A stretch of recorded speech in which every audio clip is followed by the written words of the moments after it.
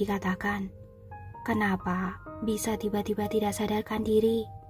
Rian sangat khawatir. Dia bilang bahwa kondisi Tuan Daniel sekarang hanya tidak sadarkan diri. Itu sudah termasuk hal baik. Lily sedikit pesimis. Jika bukan karena tubuh Tuan Daniel sangat baik, mungkin sejak awal sudah. Mendengar kata-kata ini, Rian meninju dinding. Bunyi dok. Dindingnya sedikit bergetar. Hati semua orang juga bergetar. Sekarang semua orang dalam kondisi tidak berdaya. Kondisi seperti ini sungguh sangat tertekan dan menyedihkan. Aku terus menghubungi dokter-dokter di seluruh dunia. Dokter Heidi juga membantuku mencarinya. Sudah mencari beberapa yang hebat, tetapi begitu mendengar kondisi penyakitnya, semuanya mundur. Lily tidak bisa menahan diri dan menghela nafas. Sekarang, aku juga sangat cemas. Kondisi seperti ini, kita tidak berani sembarangan melakukan percobaan. Apakah ada kabar dari Kak Thomas? Hartono bertanya dengan suara kecil. Tidak ada. Rian menggelengkan kepala. Bagaimana dengan Nona Tracy? Lily bertanya. Nona Tracy terus memikirkan caranya. Namun sekarang Jeff dan Jasper juga telah kehilangan kontak. Rian menjelaskan. Musuh El terus mengejarnya. Mereka seharusnya memutuskan komunikasi. Bagaimana ini? Lily mengerutkan keningnya. Besok, Nona Tracy mau pergi ke Bukit Oldies. Mungkin mau pergi ke tempat tabib Hansen untuk mencari petunjuk. Hartono berkata dengan suara kecil. Aku dengar dari Paula, tabib Hansen meninggalkan banyak buku medis di bukit sana semasa hidupnya. Mungkin berguna. Selain itu, Nona Tracy juga ingin mencoba mencari kontak tabib dewa di sana. Iya, ini adalah cara yang baik. Rian menganggukkan kepala berulang kali. Mungkin sungguh bisa mendapatkan sesuatu. Iya, semoga begitu. Lily juga kembali memiliki harapan. Waktunya sudah tidak banyak lagi. Jika masih tidak bisa menemukan tabib dewa, maka sungguh akan. Sekarang, jangan katakan ini dulu. Kamu tinggal di sini beberapa hari ini. Jika terjadi sesuatu pada Tuan Daniel, bisa segera ditangani. Rian mengaturnya. Aku antar Tuan Daniel ke kamarnya. Iya. Lily turun ke lantai bawah mengatakan bahwa dia telah menggantikan obat untuk Daniel. Tubuhnya lemah, sudah tertidur. Tracy buru-buru naik ke lantai atas untuk melihatnya. Pada saat ini, Daniel sudah berbaring di ranjang, tidur dengan sangat nyenyak. Rian takut dia khawatir menjelaskan dengan hati-hati. Tuan Daniel hanya terlalu lelah. Dia akan baik-baik saja setelah bangun. Jangan menyembunyikannya dariku lagi. Suara Tracy sedikit tercekat. Apa dia pingsan? Bukan, Rian berkata dengan suara kecil. Hanya saja sedikit tidak sadarkan diri. Tracy memejamkan matanya, menelan air liurnya dan menghela nafas. Sudah minum obat, besok pagi seharusnya bisa bangun. Rian menghiburnya. Anda temanilah Tuan Daniel dengan baik. Aku pergi dulu. Tracy menganggukkan kepala, mengalihkan pandangannya ke arah ranjang dan menatap Daniel. Dia sangat tidak tega dan juga cemas. Dia sungguh tidak tenang, jadi tidak bisa menahan diri dan menelpon Lorenzo lagi. Masih sama tidak bisa dihubungi. Telepon Jeff dan Jasper juga begitu. Tracy memegang ponsel, duduk di ranjang. Suasana hatinya sangat sedih. Sekarang satu-satunya harapan adalah besok pergi ke Bukit Oldies, lihat apakah bisa menemukan petunjuk yang berguna di ruang kerja tabib Hansen. Tracy menggantikan pakaian tidur untuk Daniel, menyeka tubuhnya, kemudian duduk di samping ranjang, menatap dan menemaninya dengan diam. Melihat wajahnya yang menjadi kurus ini, dia tidak bisa menahan diri dan mulai meneteskan air mata. Sekarang ia sangat menyesal, sungguh sangat menyesal. Menyesal waktu itu tidak lebih awal melepaskan dendam. Tidak menemukan masalah Daniel tepat waktu, tidak tinggal di kota Bunaken. Jika pada saat itu dia tinggal, tapi pensiun pun bisa mengobati Daniel, mungkin sekarang dia sudah sembuh total. Tidak akan tersisa oleh rasa sakit, juga tidak akan sekarat. Dia benar-benar sangat menyalahkan dirinya sendiri, benar-benar sangat menyalahkan dirinya sendiri. Memikirkan hal ini tanpa sadar, tetesan air matanya jatuh ke wajah Daniel. Dia buru-buru mengulurkan tangan untuk menyekanya. Pada saat ini, tangan besar yang hangat menggenggam tangannya, berkata dengan suara serak dan pelan, "Aku masih belum mati. Jangan takut." Mendengar kata-kata ini, hati Tracy bergetar. Ia tidak bisa mengendalikan emosinya lagi, menempel di tubuhnya, menangis dengan terseduh-seduh. Daniel memejamkan mata dengan lemah, mengulurkan tangan, memeluknya dengan lembut. Sebenarnya dia sudah tahu sejak awal. Mereka hanya tidak membocorkan satu sama lain. Daniel tidak ingin membuatnya khawatir. Tracy juga tidak ingin membuat Daniel tidak tenang. Jadi mereka berdua menyembunyikannya karena mempertimbangkan satu sama lain. Namun pada saat ini Daniel tiba-tiba mengerti kekhawatiran dia yang dulu itu adalah sesuatu yang tidak perlu dia khawatirkan. Dia takut Tracy akan tinggal hanya demi anak-anak, tinggal di sisinya karena tanggung jawab. Namun sekarang dia baru mengerti Tracy memang mencintainya. Air mata Tracy telah membasahi kerap baju Daniel, suara tangisannya yang sedih, air matanya yang hangat, semua itu membuktikan bahwa Tracy mencintainya. Daniel jelas-jelas tidak tega padanya, tetapi tampak senyuman hangat di bibirnya karena dia tiba-tiba merasa kehidupannya sudah sempurna. Memiliki puncak karir, anak-anak yang menggemaskan, juga ada orang yang mencintainya secara mendalam satu sama lain. Yang dia inginkan sudah dimiliki semua. Satu-satunya penyesalan mungkin adalah tidak bisa menemaninya hingga tua. Sekarang dipikir-pikir tetap merasa sangat disayangkan. Setelah menangis dalam waktu yang sangat lama, barulah Tracy berhenti menangis. Dia menempelkan wajahnya di bahunya. Tangannya meraba-raba di samping, menarik setupuk tisu untuk menyeka ingus dan air matanya. Kemudian pelan-pelan menengadahkan kepala. Hehehe.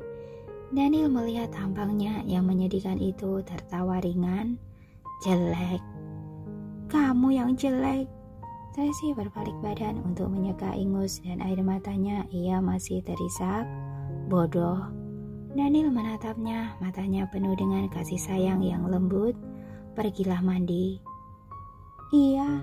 Tracy pergi ke kamar mandi untuk mandi, memegangi rambutnya yang panjang, keluar dengan terbungkus handuk, tidak menyeka apapun, langsung masuk ke dalam selimut, menempelkan tubuhnya ke tubuh Daniel yang panas dengan hati-hati.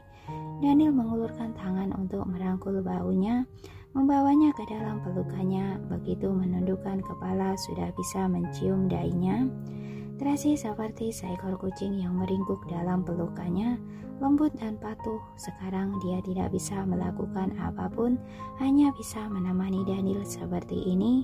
Merasakan detak jantungnya, ia baru bisa merasa nyata. Pada saat ini mereka berdua tidak berkata apa-apa, hanya memeluk satu sama lain dengan diam. Kenikmatan ketenangan sesaat. "Aku menginginkanmu." Daniel merasakan tubuhnya yang kecil dan lembut bergesekan ke sana kemari di tubuhnya. Tidak terelakkan ada sedikit gelisah. "Tidak boleh." Kali ini Tracy sangat serius. "Kamu melakukannya terlalu banyak. Tadi malam, makanya hari ini kamu." Begitu buka mulut, suaranya tercekat lagi. "Tidak ada hubungannya dengan ini, bodoh." Tangan Daniel meraba-raba tubuhnya dari atas ke bawah. Kulitnya sangat halus. Rasa sentuhan indah itu membuat hatinya tergerak. "Jangan sembarangan bergerak lagi." Tracy menengadah dan mencium dagunya. "Cepatlah tidur." "Bagaimana aku bisa tidur seperti ini?" Daniel menggigit daun telinganya. Telapak tangannya yang panas meraba-raba tubuhnya. "Panggil aku suamiku." "Suamiku." Tracy memanggilnya dengan patuh. Suaranya lembut dan menawan. "Panggil sekali lagi." "Suamiku, suamiku." "Istriku yang penurut." Daniel menundukkan kepala ingin menciumnya, tetapi Tracy sedikit tegang. Ia menahan dadanya dengan panik. "Suamiku, tidak boleh. Kesehatanmu." "Hanya mencium saja." Daniel mencium dahi, mata, pipi, dan juga bibirnya, meninggalkan bekas di tubuhnya. Tracy menempelkan tubuh ke dalam pelukannya, menerima ciumannya yang lembut. Ketika mencium sampai di daun telinganya, ia pun berbisik di samping telinganya, "Ingat, kamu adalah milikku selamanya. Walaupun suatu hari nanti aku meninggal, kamu juga tetap milikku." "Iya." Tracy menganggukkan kepala dengan berlinang air mata. Ia sudah tidak berdebat dengannya tentang topik hidup dan mati, melainkan menuruti semua perintahnya asalkan dia menginginkannya, asalkan dia gembira, dia bersedia melakukan apapun. Pagi hari saat Daniel bangun, Tracy sudah pergi. Dia meraba-raba bantal, tidak ada apa-apa di sampingnya. Ia sedikit kecewa, tiba-tiba merasa hatinya juga kosong. Ponselnya berdering, dia mengambil dan melihatnya. Itu pesan singkat dari Tracy. "Suamiku, aku sudah naik pesawat. Pulang nanti malam. Kamu yang patuh ya. Istirahatlah dengan baik. Tunggu aku." Kata-kata yang akrab dan lembut bagaikan cahaya matahari yang menyinari masuk ke dalam hatinya. Daniel tersentuh dalam sekejap, melengkungkan bibirnya yang menawan. Dia tidak pernah tahu ternyata wanita ini juga bisa begitu patuh. Jika waktu bisa lebih lambat sedikit, hidupnya bisa lebih lama sedikit, itu menjadi sempurna. Memikirkan ini, Daniel segera menahan tubuhnya yang lembah untuk bangun. Dia tidak boleh membuang-buang waktu lagi. Masih ada banyak hal yang harus ditangani. Tracy tiba di Bukit Oldies setelah jam istirahat siang. Amanda dan Dixon menunggunya di pintu masuk desa. Melihat mobilnya melaju kemari, mereka berdua melambaikan tangan dengan gembira. Tracy turun dari mobil, mengobrol santai dengan mereka berdua di sepanjang perjalanan pulang. Beberapa hari lalu telah melewatkan hari ke-7 kematian Tabib Hanson. Sekarang hanya bisa pergi bersembahyang di makamnya. Kemudian segerombolan orang pulang ke rumah, para pengikutnya menjaga di luar. Dixon pergi memasak, Amanda membawa Tracy ke ruang kerja. Rak buku kayu yang usang dipenuhi dengan berbagai macam buku. Ada beberapa yang tulisan tangan, juga ada beberapa cara pembuatan obat, arak, dan pil. Semuanya disusun sesuai klarifikasinya. Amanda memperkenalkan satu persatu kepada Tracy, memastikan apakah ada yang berguna bagi Tracy. "Apakah gurumu pernah memberitahumu tentang tabib dewa?" Tracy mencari buku medis sambil bertanya. "Seperti apa tampangnya? Berapa umurnya? Tinggal di mana? Apa ada nomor kontaknya? Walaupun nomor kontak yang dulu juga boleh." Pertanyaan-pertanyaan ini sebenarnya Kak Thomas sejak awal sudah pernah bertanya padaku. Amanda berkata, "Guru sangat jarang mengungkitnya. Setiap kali mengungkitnya akan marah. Bilang dia adalah pengkhianat, menyimpang dari ajarannya. Dia tidak banyak mengatakan hal yang lain." "Coba pikirkan dengan teliti, apa masih ada petunjuk yang lain?" Tracy tidak ingin menyerah. Mengenai umur, Amanda memeras otaknya untuk berpikir. "Aku ingat guru pernah berkata saat memarahi dia, Dia mengira sudah mempelajari semua ilmu kedokteran. Buru-buru mau turun gunung, juga memarahi dia anak yang belum dewasa, tapi sudah begitu sombong. Amanda menghitung dengan jarinya. Tahun kedua setelah dia pergi, aku baru diterima oleh guru. Pada saat itu aku berusia 14 tahun. Berarti usianya kurang lebih sama denganku saat dia pergi. Yang benar saja, Tracy sangat terkejut. Amanda, tahun ini kamu baru berusia 9 tahun. Kamu bilang, tabib dewa seumuran denganmu. Mungkin lebih tua sedikit. Amanda menggaruk-garuk kepalanya. Pokoknya, lumayan muda. Yang dimaksud dengan orang belum dewasa, seharusnya usia di bawah 18 tahun. Walaupun saat itu dia sudah berusia 18 tahun, kalau begitu sekarang juga dia baru berusia 23 tahun. Tracy bingung. Tabib dewa itu baru berusia 23 tahun. Aku masih mengira dia adalah pria parubaya. Tidak. Amanda menggelengkan kepala berulang kali. Dia tidak tua. Dia adalah anak muda. Saat Kak Thomas bertanya padaku, dia tidak menanyakan umur. Mungkin dia juga mengira tabib dewa adalah orang parubaya. Ini adalah kabar baik. Akhirnya ada terobosan. Tracy sangat bersemangat. Amanda, apa masih ada petunjuk yang lain? Cepat bantu aku memikirkannya. Yang lain, Amanda mengerutkan keningnya mengingat kembali dengan teliti. Aku sungguh tidak tahu hal yang lain. Dia ada satu karakteristik. Pada saat ini Dixon membawa teh masuk tiba-tiba menambahkan, suka memelihara binatang buas. Iya. Teringat hal ini, hati Amanda masih merasa takut. Saat aku datang ke sini, di halaman belakang guru masih memelihara seekor serigala. Itu adalah peliharaannya saat dia kecil. Guru memintaku pergi memberinya makan. Aku sangat ketakutan. Kemudian guru melepaskan serigalanya. Mendengar kata-kata ini, Tracy teringat kakaknya Lorenzo Moore. Dia juga suka memelihara binatang buas semacam itu. Pantas saja dia bisa berteman baik dengan tabib dewa. Apa masih ada yang lain? Tracy bertanya lagi. Sungguh, tidak ada yang lain lagi. Amanda menggelengkan kepala.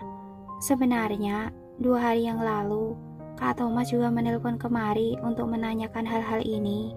Aku memikirkannya dalam waktu yang lama, tapi tidak terpikirkan 2 hal ini.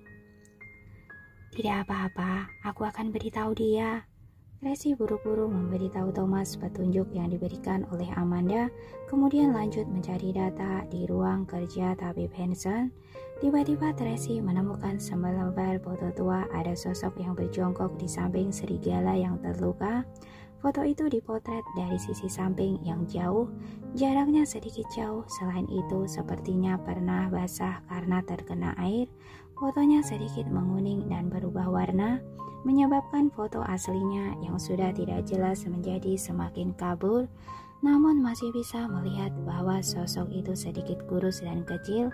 Kelihatannya memang seorang remaja yang berusia belasan tahun, mengenakan celana kamuflase, baju kaos lengan pendek berwarna hijau tentara, sepatu karet berwarna hitam, rambut pendek, dan memakai topi jerami. Siapa ini? Tracy buru-buru bertanya pada Amanda. Ini adalah tabib dewa. Amanda berkata dengan gembira. Kak Tracy, bagaimana kakak bisa menemukannya? Dia adalah tabib dewa. Tracy buru-buru membawa foto itu ke bawah cahaya lampu dan melihatnya sendiri. Sungguh terlalu buram, selain sosok yang kurus, tidak bisa melihat apa-apa. Benar, Amanda menganggukkan kepala. Saat aku baru datang ke sini, di ruang kerja memang ada foto ini. Kemudian tidak tahu diletakkan di mana. Saat memindahkan buku dan obat Arab, bagaimana kakak bisa menemukannya? Apa masih ada foto yang lain? Tracy sedikit bersemangat segera menggunakan ponsel untuk memotret foto itu dan mengirimnya kepada Thomas dan Ryan, meminta mereka pergi menyelidikinya. Sudah tidak ada, hanya selembar foto ini saja. Amanda sangat yakin. Guru bilang, waktu itu ada sekelompok mahasiswa yang lewat sini dan memotretnya tanpa sengaja, kemudian mengirimkan foto itu kemari. Juga bilang tabib dewa tidak suka difoto.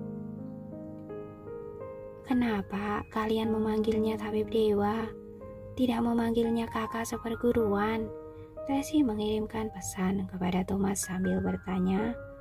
Guru tidak mengizinkannya, Amanda berkata. Waktu itu dia turun gunung ingin pergi belajar pengobatan barat. Guru sangat tidak senang. Menurutnya, yang penting belajar esensi pengobatan tradisional saja, tapi dia tidak mau mendengarkannya. Mereka berdua bertentangan besar karena hal ini. Iya, kemudian guru tidak mengakui murid ini lagi. Dixon kemari untuk mengambil sesuatu juga menambahkan, beberapa tahun ini, guru tidak pernah mengungkitnya, jika bukan karena Tuan Daniel. Berbicara sampai setengah, Dixon berhenti dengan panik, takut dirinya membocorkannya. Tracy tahu bahwa mereka ingin membantu Daniel untuk menyembunyikannya, menghela nafas dan berkata, Aku sudah datang mencari tabib dewa. Apa kalian mengira aku masih tidak tahu? Hah? Benar juga. Amanda dan Dixon saling memandang, tiba-tiba menyadarinya mereka berdua belum memiliki pengalaman di dunia. Pemikiran mereka masih berhenti di tahap yang lebih sederhana dan belum matang, jadi ada banyak hal yang tidak dapat mereka pertimbangkan. Oh ya, Tracy mengalihkan topik pembicaraan. Apa rencana kalian berdua selanjutnya? Untuk sementara tidak ada rencana lain. Hanya berencana untuk merenovasi rumah, Dixon berkata. Sering bocor ketika hujan. Aku takut buku-buku yang guru tinggalkan menjadi basah. Aku ingin mengundang kalian turun gunung bersamaku, Tracy berkata dengan sedih. Penyakit Daniel semakin parah. Kami juga belum menemukan tabib dewa. Aku takut jika dia... Kak Tracy, Kakak membutuhkan kami, tentu saja kami tidak akan menolaknya, Dixon buru-buru berkata. Namun, aku masih ingin merenovasi rumah dulu baru pergi. Mungkin masih membutuhkan waktu beberapa hari, apa boleh? Baik, tentu saja boleh. Tracy buru-buru menganggukkan kepala. Kalau begitu, tiba saatnya aku akan mengutus orang untuk datang menjemput kalian. Hari ini aku akan membawa beberapa buku dan foto ini pulang dulu. Tidak masalah,